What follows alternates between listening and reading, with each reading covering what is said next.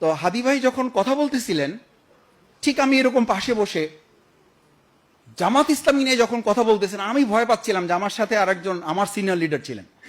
আমি ভাবছি যে সর্বনাশ, যা বলা শুরু করছে তাতে কোন জায়গায় গিয়ে এই ব্যক্তিটা থামবে তার তো কোনো ঠিক ঠিকানা নাই।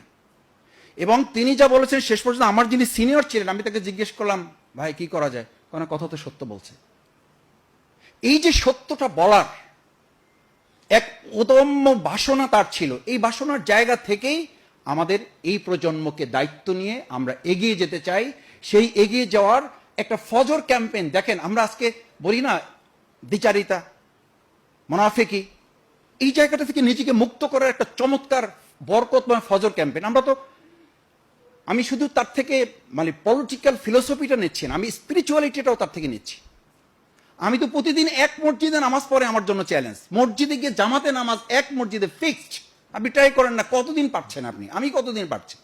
উনি এক এক দিন এক এক মসজিদে সালাতের ফজর আদায় করার জন্য প্ল্যান করেছিলেন এবং যেতেন এবং মানুষের কাছে পৌঁছতেন। এটা ছোট ব্যাপার না। শেষ ওনার স্পিচটা কি ছিল? আমি কতদিন, আমি 33 বছর 32 বছর বয়স আমার কাছে ব্যাপার না, বছর আমার কাছে ব্যাপার না।